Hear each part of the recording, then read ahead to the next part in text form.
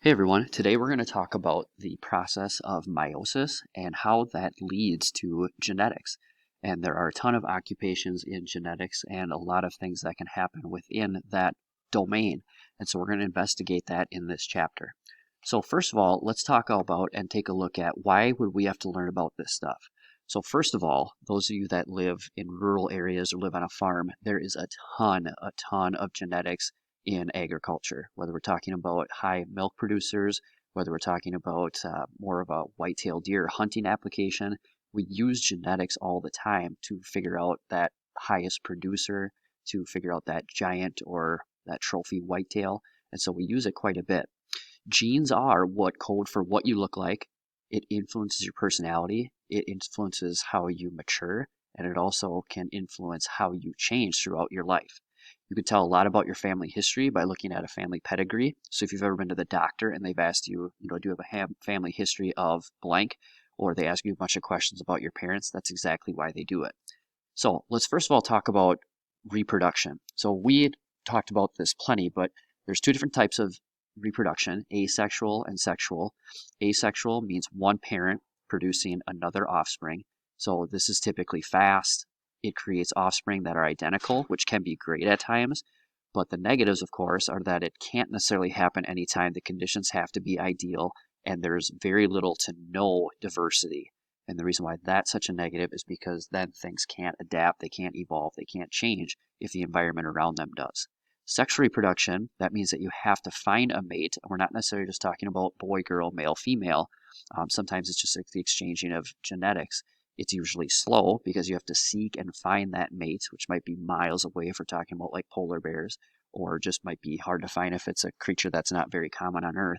But the positives is that you get variation, and thus you can get adapting because things are different.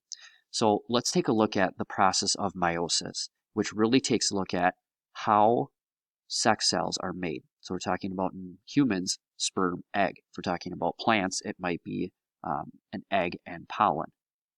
Not necessarily male, female, remember, it's just the exchanging of genes. Meiosis is the process that makes gametes, which are those sex cells, so sperm and egg for us. And meiosis goes through actually two of the sequences that we talked about in mitosis. So interphase, prophase, metaphase, anaphase, telophase, it goes through that twice. Just like in mitosis, the DNA is going to be doubled, but it's going to be split a little bit differently. So if we look at these two diagrams, both of these cells are starting off with 4 chromosomes, 1, 2, 3, 4. In mitosis, half come from mom, half come from dad. Same thing here in mitosis, half come from mom, half come from dad. But when we go through mitosis, we're creating identical copies of the same cell. Every chromosome is going to get split in half. With meiosis, they're going to split with their partner. They're called homologous chromosomes. And then here, the chromatids or half-X's are going to be pulled apart. So a couple differences. Mitosis, they line up in a single file line. There's still 4 of them, but it's single file line. Meiosis, they line up with their partner. So this one, let's say, is from mom. This one's from dad. And they're then going to split. And then they're going to split again into those half-X's. So please note the results here. In meiosis, you get 4 haploid cells. So they have half the amount of chromosomes as the original. We started with 1, 2, 3, 4. We end up with 4 cells that have 1, 2, 1, 2, 1, 2, 1, 2. In mitosis, we start with 1, 2, 3, 4, albeit they're full X's, but we end up with 1, 2, 3, 4, and then they're going to be doubled during the synthesis.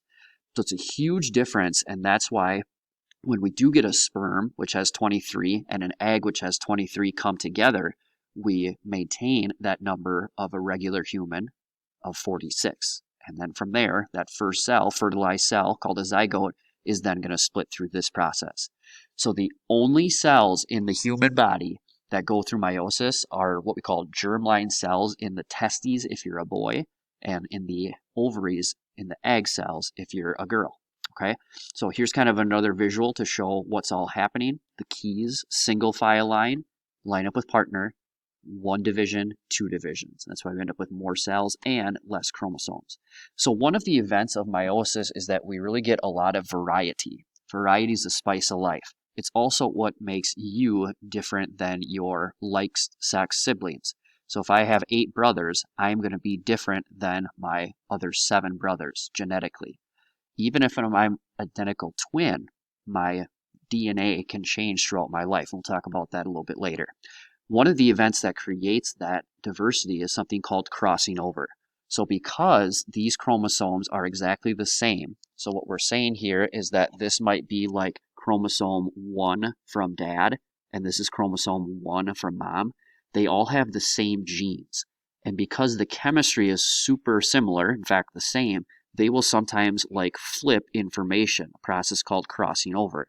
And now instead of having an all orange and an all red, now we have a little bit of variety and a little bit of change so that they're not going to be the same exact sperm from one man or the same exact eggs from one girl. So crossing over is a huge event that takes place.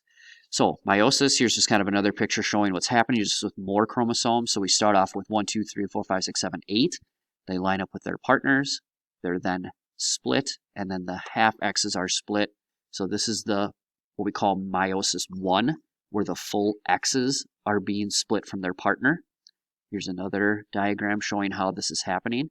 And then during meiosis 2, this is more like mitosis, where now the half X's are going to be pulled apart. And so we will then have the 4 cells that have half the number of chromosomes. So if you remember, we started with 4. Now we have 1, 2, 1, 2, 1, 2, 1, 2. Here you're seeing the results of crossing over, where you have chunks of purple with blue, chunks of blue with purple, and that adds to our variety at the end. So here's kind of the overall diagram of what's all happening. There's a ton of interactives online, guys. I know I'm going through this relatively quick, but there's a lot that can help you kind of sift through this process. And it is one of the processes that gets confusing because of the alignment and the numbering and why everything ends up making sense. So again, there's a lot of different diagrams. You can certainly pause this slide if you want, but we're going to continue. So besides crossing over, what are other things that add variety? So if you're a female, the daughters that you'll have, the sons that you'll have, they'll be different. Even though the eggs are coming from the same individual or the sperm is coming from the same individual, you create different ones. And again, that's why you're different than your like-sex siblings. So other things that add to variety include what we call independent assortment. What that means is just because, if we're lining up at the equator, let's say just because this chromosome goes here, it doesn't mean that, oh, I like that chromosome, these other 2 are going to follow it. Every one is separated separately. The next one is what we call random alignment. So, when we do our diagrams, what we end up doing is we try to keep things looking, simple for you. So what we do is, we kind of draw like a cell, and then let's say that this cell has 8 total chromosomes. We kind of put like, all right, all the females in red, you're on this side. All the males, you're blue, you're on that side. In real life, that doesn't happen. Our cells don't know that. So we scramble up. There might be red, blue, red, red. There might be blue, red, red, red. All these different combinations, and that's random alignment. Crossing over, we talked about that. That's just where fragments of DNA are going to be flipped with each other. Mutations, these are just sometimes random or mistakes that add variety.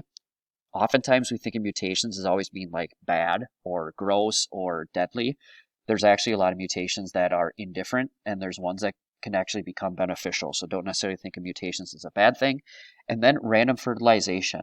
So here's just some very simple, not really simple, but some math that you can take. So let's say that you're a male. You, on average, can create 8 million different combinations of sperm. If you're a female, you also, 2 to the 23rd power, create 8 million different combinations of eggs.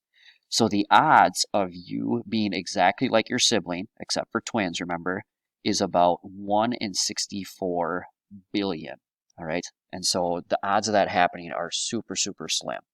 So again, meiosis is a process that happens to create these sex cells. And then when they combine, that's why we end up different. Remember that it only happens in very specific cells. So within the testes, there's what's called a germline group of cells that only create sperm. That's it.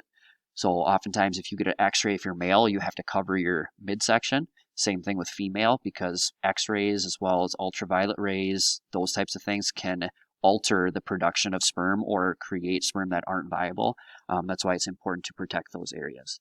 Oogenesis, not oogenesis, but oogenesis is the same thing, but for females, and that's where the eggs are created. Okay, if you've heard of like Genesis, that means to begin, or the first book of the Bible. Same thing here. We're beginning to make eggs. We're beginning to make some sperm. All right, so that's our little introduction of the process of meiosis. Talked a little bit about when sperm meets egg. Remember, what's happening there is that we are, we have the chromosomes during meiosis. So the sperm has 23. The egg, which by the way is a lot bigger, also has 23. So what that creates is one cell that has 46. All right, so when fertilization happens, it creates a zygote. Sperm plus egg is called fertilization. And so what'll happen is we all start off as this one cell big, and then after that we go about dividing through the process of mitosis. So that's our introduction to meiosis and genetics.